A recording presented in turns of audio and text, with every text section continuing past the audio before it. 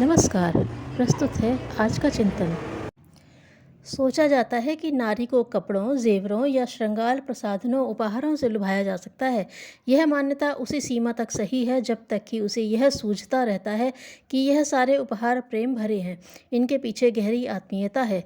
अपने आवश्यक खर्चों में भी कटौती करके मेरी प्रसन्नता का इतना ध्यान रखा गया है। इस मान्यता के रहने तक तो एक सस्ता रुमाल, पीतल का छल्ला और गुड़ का टुकड़ा भी हीरे मोतियों से बढ़कर मूल्यवान और अमृत जैसा मधुर लगता है। किंतु जब विफल होता है तो आत्मीयता से भरा सघन सम्मान इन वस्तुओं के साथ नहीं जुड़ता, वरन अपनी संपन्नता का दर्प और उस दर्प के नीचे दबी रहने का भाव दिखता है। और वास्तविकता उभर कर ऊपर आ जाती है तो प्रतीत होता है कि बच्चे को रंगीन खिलौना देकर फुसलाने जैसा छद्म चल रहा है। छद्म तो बालक भी समझ जाते हैं, फिर बड़ों का तो कहना ही क्या। कोई व्यक्ति बुद्धि की दृष्टि से दुर्बल हो सकता है, पर भावनाएं प्रकट करने की न सही पहचानने की योग्यता सब में होती है। नितांत मूर्ख को छोड़कर कदाचित ही कोई उस छलावे में आता हो। नारी देखने में नर के समान ही प्रतीत होती है, शारीरिक बनावट में थोड़ा सा ही अंतर है, किंतु अंतःकरण की दृष्टि से दोनों के बीच असाधारण अंतर होता है। पुरुषों में जहाँ वासना, तृष्णा, अहंता का दर्प विषम ज्वर की तरह चढ़ा रहता है, वहाँ नारी के अंतराल की बनावट में भावनाओं की प्रधानता ही आदि से अंत तक भरी रहती है। सहानुभूति और व्यथा का तनिक भी दबाव पहुँचने से उसकी आंखों में सहज आंसू ही लुढ़क पड़ते हैं, जबकि पुरुष पर, दूसरों पर जो बीता है उसका प्रभाव यत्किंचित ही होता है। हर्ष की उमंग भी आंसू बनकर निकलती है और वियोग का, व्यथा का भी वैसा ही सहज प्रदर्शन होता है। कोमलांगी उसे कहते भर हैं, पर वस्तुतः उसके अंतराल का भावनात्मक प्रत्येक घटक भावनाओं से भरा पूरा होता है। इस बहुलता के कारण ही वह प्रायः ठगी छली जाती है। प्रेम जाल फैलाकर उसे छलना कहीं अधिक सरल है, जितना कि बहेलिया कुछ दाने फैलाकर चिड़िया को और आटे की गोलियां दिखाकर मछुआरे मछलियों को फंसाकर उन्हें हलाल करते हैं।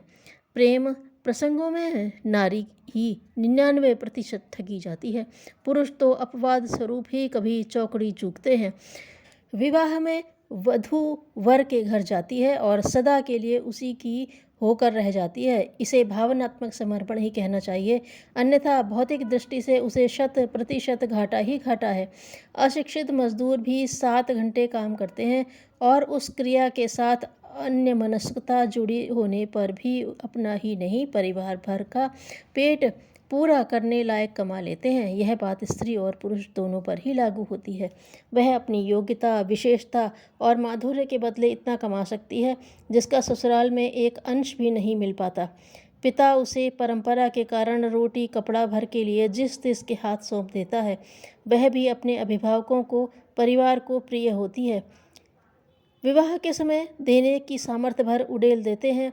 छोटी बच्ची भी प्राणों से प्यारी लगती है, फिर जब बड़ी हो जाए तब घर के कामों में हाथ भी बटा सकती है, कुछ कमा भी सकती है। ऐसी दशा में पितृ परिवार क्यों किसी अनजाने लड़के के सुपुर्द करता है, क्यों किसी अनजान परिवार में सदा के लिए भेजता है, यह विचारणीय है।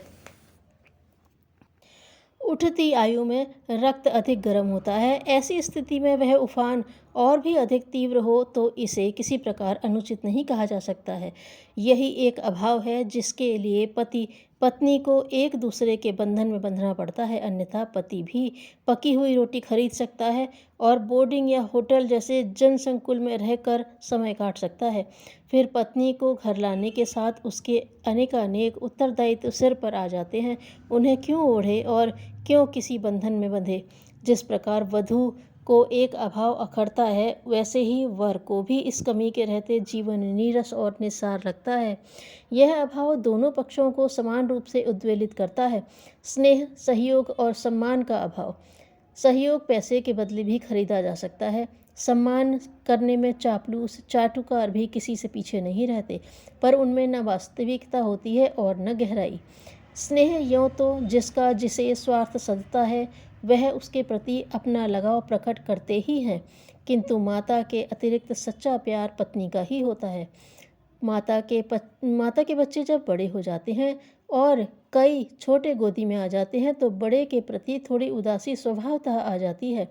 बच्चों का रुख भी ऐसा ही होता है। जब वे पूरी तरह माता के आश्रित रहते हैं तब तक चिपके रहते हैं, पर जब बड़े हो जाते हैं तो सहचरों सहपाठियों के प्रति उनका रुझान बढ़ जाता है और हर घड़ी माता के साथ नहीं रहना चाहते। किंतु पति पत्नी के संबंध में ऐसी बात नहीं होती। दोनों एक दूसरे पर ही आश्रित रहते हैं और प्यार कभी घटता नहीं, बढ़ता ही रहता है। आरंभिक दिनों में वह प्रेयसी स्तर का होता है, प्रौढ़ावस्था में सहचरी जैसा और बुढ़ापे में फिर वे एक दूसरे पर ठीक उसी प्रकार आश्रित हो जाते हैं जैसे कि माता और बालक। दोनों के शरीर दुर्बल होने लगते हैं, पग पग पर एक दूसरे की सहायता की आवश्यकता होती है। हारी बीमारी दुख दर्द में घर के लोग उदासीनता बरतते हैं, पर बूढ़े बुढ़िया दोनों एक दूसरे की आवश्यकताओं और आदतों को जानते हैं। फलतः बिना कहे सुने ही एक दूसरे की इच्छा को ध्यान में रखे रहते हैं। इस प्रकार पति पत्नी के बीच यदि सच्ची आत्मीयता है तो आयु के साथ स्नेह, सहयोग और सम्मान घटता ही नहीं वरन बढ़ता ही रहता है। सेवा तो इन तीनों के समन्वय का नाम है।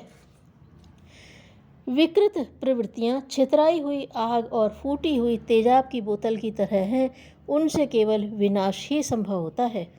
धन्यवाद।